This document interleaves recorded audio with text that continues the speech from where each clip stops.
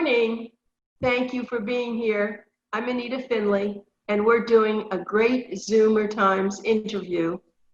And we have Anthony Kulp, who you've seen many times, and you've gotten all his good information from Boomer Times and from, of course, the Zoom TV. Zoomer Times TV. Every time I get Anthony on, I want to know what's going on in real estate because he is a real estate broker, and not just any real estate broker. He's the man. He really knows so much, and he shares everything he knows. And so thank you for being on our show, Anthony. Well, thank you, Brenda. Yeah. So Anthony Kulp is, well, it's Anthony Michael Kulp, but I can still just say Anthony Kulp, right? Yeah. So Anthony, you have been experienced in real estate a long time. Have you ever seen anything like this? What was the worst thing? Was it 9/11? What was it that made a difference in real estate? Well, 9/11, that scared everybody. And, it shook consumer confidence. Everybody, especially in the Northeast. And I was located in Delaware at the time. And, we had people moving to Southern Delaware all the way from New York because they were afraid at the time that New York was going to be a target over and over again. So, that was one, and that was around when I first got my license, a couple of years after that. And then we had the housing crisis. And I mean, everybody knows what happened with the housing crisis. And a lot of people say that what's going on now, that we're going to have another housing crisis. And that's not the case. During the housing crisis, the problem was more people owned multiple homes at once than ever before. And they were also getting LIBOR loans. So the first 2 years, 3 years, 5 years, 10 years, whatever the term was, you're paying a low interest rate. And then the rate adjusts. So you had people, their rates adjusted. There's a home that wasn't being bid, and then the market came down and housing prices came down. And they said, well, I'd rather just get rid of it than have a house that's not worth what it was. And I was specializing in short sales at the time, and I was telling people, it'll come back. Just hang in there. It's, you didn't plan on selling it anyway. Just hold on to it. But and the people who did very well. The prices are come way, back and more so. Yeah, the short sales. That's right. That was a big deal. Oh, short sales, foreclosures. At the time, short sales were so difficult. Now it's much easier, but at the time, you'd have to fax everything. I know the banks, they were slow. A lot of things happened like that. Pages, fax, and so. But this is different, and it's amazing because I'm busier. This is one of my best years in the last 5 years. That's what I was going to ask you. So that was very important to talk about this. So what did it do to people when this happened? Didn't they just want to stay at home and not go anywhere and be afraid, or what? Well, people had the money. They still had consumer confidence because the market was high, and they had the time. And I deal with senior citizens, and they weren't afraid. We put on our masks and we went and looked at homes. We would wipe, use hand sanitizer. We would wipe things down. We would be careful. And they went out, and there were deals. The people who first went out, there were some good deals, but now drove the prices up. Okay, so you live, of course, in the Palmer area, but right. I want everyone to know that you also will go and help people in other counties. So why don't you share that? Well, I do all of Northern Dade, all of Broward County, and Southern Palm. If somebody wants to look outside that area, then I'll find them a realtor in my office. My office, Location Realty, has agents all over the state. And if somebody says they want to move to Jupiter, I go through the office and find an agent in Jupiter. And I also research that agent a little bit. I want to refer a good agent, somebody who knows what they're doing. So well, that's a good point. Let's talk about good agent. What is a good agent, Anthony? Well, the first thing is you have to communicate. You have to be available to talk, to email, even text. I'm not a big fan of text. I'd rather have emails because I can keep a better record of our conversations. But you have to be there. And, I'm sitting in an office that I rent, out of my own pocket because I'm comfortable here. I have a nice setup. It's kind of a man cave office. I have a TV. It's close to my house. And that's one of the comments I get from people all the time. You're the only one who called me back. From other professionals I deal with, like title companies, whenever they send me an email and they need something, I send it right away.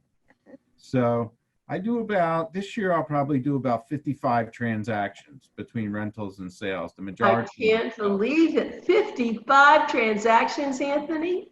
The typical, the average realtor does about 15. So oh my. It's a lot of work. I work 7 days a week, and that's one of the reasons why I can get back to people. Now at 6 o'clock, I have to turn the phone off. Sure. I'm home. I can't have the phone ringing. And some people call at 11, 12 o'clock at night, but they don't expect me to pick up. They right. just leave a voice. Leave a message. Right. Well, but how long have you actually been in business? I've been a broker for almost 22 years now. So that's why you do so well. But you're a full-time broker. That's the other thing that's happened here in South Florida. Everyone has a real estate license, and I'm waiting for a realtor to get back in touch with me. I had two small questions. It's been 3 days. I haven't heard from her for 3 days. Is it her listing? Yeah. She has. See, now, what you should do is, you can't, but you should call that owner and say, do you know how this person is? I can. After 24 hours, I can. Within a reasonable amount of time, I could contact the owner directly. But what I'll probably do is I'll probably call her broker and say, is this person still in real estate? What's going on? I mean, I have two simple questions and I haven't heard from her. So. No, and so that's really interesting. Well, I hope she's not sick with something, that she. Oh, I hope so too. But, when you're dealing with the public, if I'm sick or I'm out of town, I have somebody to fill in for me. So, you can't, it's not on your time. It's never on my time. It's always on the buyer's time or the seller's time. And I have to make myself available for them. So, if you're a responsible agent, you have to have somebody else fill in for you who can get to people right away. It's all about communication. It is. It's always been that way. Let me tell everybody your phone number to get in touch with you. Get your pencils out. Remember, I used to call it Pencil Talk Radio. Now I call it ZOOMERTIMES TV something. So it's 954-815-9048. Again, 954-815-9048. And it is Anthony Kulp, K-U-L-P. And Anthony does a lot more than a typical broker. And I know this personally, that he finds out things that most brokers wouldn't know, they don't care about. And that's why you should really deal with him, whether you have a listing or you are a buyer. And he will really help you. So what are people looking for now? I think we started off this conversation without anyone hearing us, and you were saying what was going on in Miami. That was interesting. Yeah, Miami, they just reported that a lot of people are moving out of condos and looking for single family homes. Now, it's mostly people who are now working from home. The kids are,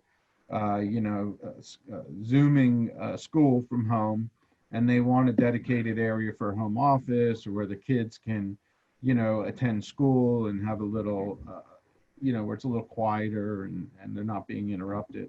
And they just want more space, So they're moving out of condos. Well, that's interesting, because one thing that people have said, and I don't know how you feel, when you have a condo, everything is done for you and you pay your taxes, your condo fee, that's it.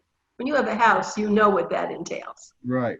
The house is actually, so I don't have to take care of anything on the outside. They take care of everything for me. Because you've had houses and I've had houses. And it is different. I have a friend that has a house, and she went into one of her spare bedrooms and there was, something wrong with the window. And I guess, but she's in now the difference is in condos and home, what are they, where someone does everything for the community? It's called what? The community manager, the main. Yeah, right. So there are people who are buying townhouses and they still get a lot of service. Someone cuts the grass, they cut the shrubs, right? That's what I have. They cut my grass, the sprinkler system, everything on the outside. They paint, they replace the roof, but I'm responsible for everything on the inside. And if my window's broken, like you had mentioned, I have to fix the window. Yes, because it's part of your, so it's not a condo, it's a, what do you call it? Well, it's a condominium. It's still fee simple. I still own the land. I just own an undivided interest with everybody else who lives there as well. So Yeah. a lot of realtors will make a mistake. They'll say a condo isn't fee simple. Fee simple is when you have a house, you own the land that it's sitting on and you solely own it. And if you lived in a community, that would be a homeowners association. I live in a condominium, and in a condominium, you own an undivided interest of the land that it sits on. And what I mean by that, if you go outside onto the grass, you don't have this 12-foot by 12-foot section. You own every square foot. You own an undivided interest of that square foot, and that's called the common area. And then you have, if you own a townhouse and it's a condominium, you have a certain private undivided interest, which would be your yard, the part that's directly behind your townhouse, which means that you have that to solely use, and your neighbor can't come and sit right behind your sliding door because it's a semi-private area. So, but it's still an undivided interest. Mm-hmm. What is your advice, though, for people who buy furnished units? That happened to a friend of mine, and I don't know about that. How does that work? If you want to sell something with the furniture, or you want to buy something with the furniture, does that get complicated? It gets very complicated because I'm in the middle of a deal right now where it was a second home. The furniture is beautiful, but it's not being sold furnished, but they will sell the furniture. So the people that are selling, if they paid $5,000 for the furniture, they're going to want $4,000 for it. But used furniture is only worth about 20 cents on the dollar. And myself, whenever I have a listing, I never list something furnished unless the people absolutely say they want it furnished, because a lot of agents, when they have a customer that's looking for an unfurnished home, when they do a search, they're going to mark unfurnished, and that property is not going to come up. But somebody who's looking for something furnished, in most cases, they're going to look at both. They're going to look at furnished and unfurnished. Oh, very smart. Yeah, that's a good advice. And I think you're right. When people come down here, sometimes they bring this furniture that's so northern looking, and it's, but that's what they want. That's what they want. Let me tell everybody, my guest is Anthony Kulp, and his phone number again, make sure you write this down, 954-815-9048. And we have location, what does that mean? LOKATION? So I am a broker, but I'm an associate broker. I'm not the broker of the brokerage. Location Realty is the brokerage. I see. Okay. Great office. I've worked for multiple offices. I've owned my own office, and the people there are just fantastic. They're energetic. They're smart. They're, they also have a title company. They have an insurance company, and they're just great. They're just outstanding. Yeah. Well, you brought up another very good subject. When someone does buy a home, and you always see these situations where it says go for sale by owner. Mm-hmm. That is so dangerous. People have no idea. Okay, so now someone wants to list by sale, for sale by owner. And now what do? They go to attorney or whatever for the documentation, as compared to someone that, like you, where you have everything. Well, the buyer, in some cases, for sale by owner will allow realtors to sell it. So they will be offering a commission to a realtor who brings a buyer. And then I have to kind of step in and make sure that the seller's doing their job. And anywhere that they're falling short, I have to make sure that that's being taken care of correctly.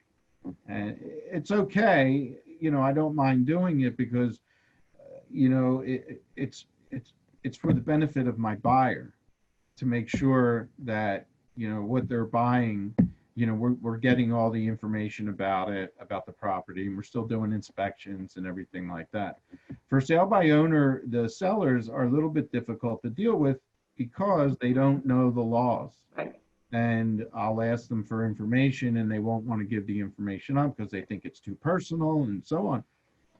And I have to tell them, somebody's willing to give you hundreds of thousands of dollars for your home. You know, there has to be an even ground here, you know, a give and take so we can get through settlement. So sometimes it can be a little difficult. Well, you have a great personality, and I'm sure you can convince anybody of anything. And so Why, when not you go, everybody. Not everybody. well, okay, so let's say that you're driving someone around and you have certain listings that you want to show them. Are you going to be tempted to stop at a place like that? I guess you would have to do that ahead of time to make sure that they'll pay a commission. Well, if we're driving down the street, we see a for sale by owner and my clients would like more information about it, I would call the owner and schedule a time to go through. And we have a buyer agency agreement that I would send to them and have them sign so that my commission's protected. So, Yeah, right. Or for them to say, yes, I'm willing to pay a commission, or I don't want realtors through my house. You know, some people have had a very bad experience with realtors for whatever reason. And listen, understandably so. I mean, I deal with realtors every day. And so it's, you know, if we can get past that. And sometimes if my buyer really wants to see the house or that's the house they are interested in, I say buy it, you know, but, you know, I can't represent you. If they're not paying a commission, I can't represent you. So, you know, it's real where. You know, when I was in the real estate business, and I remember taking people around, and then we had great, you know, showings, and all of a sudden they stopped at one of these places that was, you know, for by owner, and they wound up buying it. And of course, I was totally cut out. Yeah. But you know, you don't think it's fair, but that's not what they're thinking. What they're doing, they want a house, and however they're going to get it, right? We have people who come down for the season, and I take them out over, you know, 3, 4, 6-month periods that they're here, and then they go home. And, you know, in Delaware, they would drive over the Bay Bridge, and we called it bridge amnesia. So they would be down, they'd look at stuff, and then they'd go over the bridge and forget all about it. And there were times there was one couple I worked with for 6 years before they finally bought something. So. Well, you're a patient guy. So the thing that I was amazed is when COVID happened, I was surprised people would allow people in their home. But you said maybe they just disappeared when people came, right? Yeah, some you know, their house was on the market, but they wouldn't allow it to be shown. They would do Zoom showings. Just going to ask you about that. You know, you get an idea, but you know, you want to get in there, you want to see it, you want to feel it. And so we would make every accommodation with the sellers. And there was one property, it took us 2 weeks to get into. And we got in and she had beautiful pictures and everything. And it was actually the agent's property. And we finally got in there and it was not, you know, the pictures looked great, but once you got inside, it wasn't that nice. And my clients were waiting to get in there. They delayed the purchase of the place they actually bought to see that property. So. Oh my. But actually, you know, when I was selling real estate, they didn't have all the pictures. I mean, we'd go in and take some pictures, but now it's all on video. And I mean, there are people up north that buy just based on pictures, aren't there? I sold a place 3 weeks ago. We went through it. I just sold 2 places that before they hit the market and they were listed with other agents, but the sellers knew me. And for whatever reason, one agent was a good friend. The other agent was the agent that had used in other purchases, which is fine. But the owners called me and said, we're getting ready to put our place on the market. We just wanted to let you know. And in both cases, I brought people right over and they bought it full price. And one guy was in Seattle, Washington. He's hasn't seen it. He's going to settle on it before he even gets here. He had his friend come over and look at it. So that helped them a lot. And they trust you. So when they find something, you go. Let's say they get on Zillow and they're up north. Then they tell you, and then you go and you look at it, right? So you say, oh, you maybe would like it, maybe I don't think that's what you want, right? Right.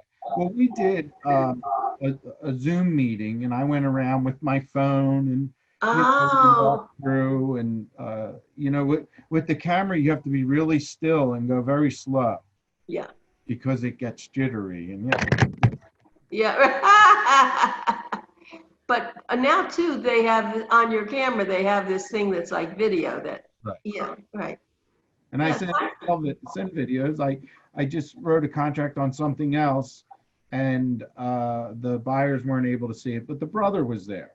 But we still did a video and sent them videos. She didn't know how to do Zoom, so I just took videos and sent her videos, stuff like that. So. yeah, it's really true. So from the time, sometimes things are delayed, and that's, I guess, because of the title company and all. And you have a good working relationship with a lawyer who, because they always, a lot of lawyers really, pardon the word, screw up a lot of deals. Yeah. Well, usually mortgage companies and management Right. companies are delaying. Now, the mortgage company, one of the reasons that they would have to delay it is because somebody isn't getting them the information that they need fast enough. And people don't understand, you get it to the loan officer. A loan officer sends it to underwriting. Underwriting, when they get to it, they get to it. If there's something wrong, they send it back to the loan officer. Ah, In some cases, then the loan officer contacts me, and then I have to contact the buyer. So again, it's communication. You have to set up those lines of communication. Now, in a lot of cases, if somebody's doing financing, I tell them up front, this is what you're going to need. And the other thing, banks are being very critical. And I'm in the process of buying it's a single family residential home, and I'm getting financing for it. And the bank just keeps asking and asking and asking for stuff. And, I had to send them credit card statements. And with the credit card statements, I had to highlight all the business, everything I did for business. oh, Uh, really? and it looked like we were going to be delayed, and the buyer wanted to, or the seller wanted to delay settlement. So I called the loan officer, and she said, oh, I hope not, because if they do, we have to go back and do all your next Oh, statements. So and that's, I guess, because the companies were too liberal before when they were doing this, huh? um, they're picking the cream of the crop, and there's a lot of business, and they're being much more careful than, prior to the housing crisis. So. Right. Well, the high housing crisis comes back again, which I hope it doesn't. They'll go back to their old method. Well, let's just get this deal through, right? No, I don't. You will never see another housing crisis like that, unless The you banks. start on owning multiple homes, and Ah, and they're not being rented, and but we're not going to see that. The government won't allow that to happen. I see. Well, You never know. They could. yeah, that's right. Well, and you've really been in this business, as you said, so long, but before that, you've told me, of course, and before we've had you on, that you were really a contractor. And that's what got you. Would you like to be a contractor today rather than in real estate? What I did is working side by side with somebody, building something, and at the end of the day, stepping back and saying, we built that.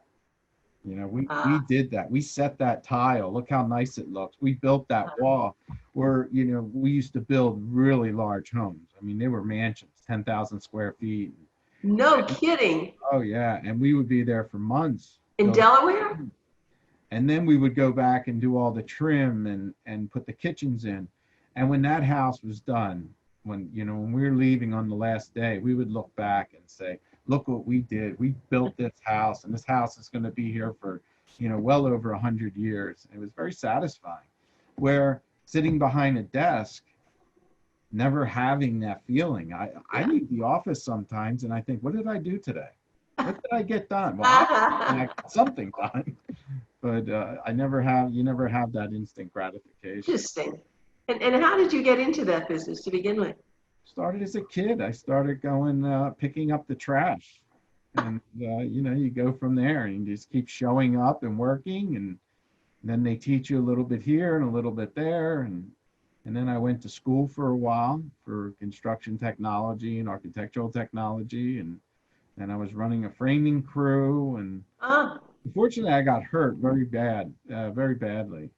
And I was out of work. on construction or when the Yeah, I had the front of a house fell on top of me. And Anthony, in front of the house fell on top of you? How yeah, could that have happened? it was a very large house, and we were standing up a wall, and the wall was it was over 2 stories tall. And the people that were helping us stand up this big wall, they pushed the bottom. They were pushing too low, and they pushed the bottom out. And everybody was able to get out from under it, but I was in the middle, and it came down on top of me. I was paralyzed for a few days and had spinal injury. Oh, Anthony, and look how good you are today. You must have had very good medical care. Oh, I was so lucky.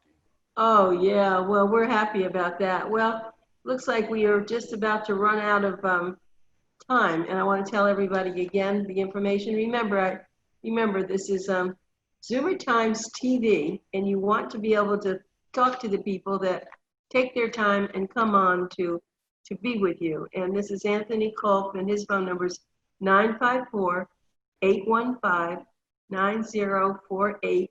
And his main office is located in Broward County, but as he said, he will go into the 3 counties, and you can be assured that Anthony, if you start working with him, he will be able to do the best for you that I think I've ever seen from anyone in real estate. Appreciate you so much, Anthony. Thank you for having me. Yeah, thank you, and we'll talk to you again. All right. Bye. Stay safe.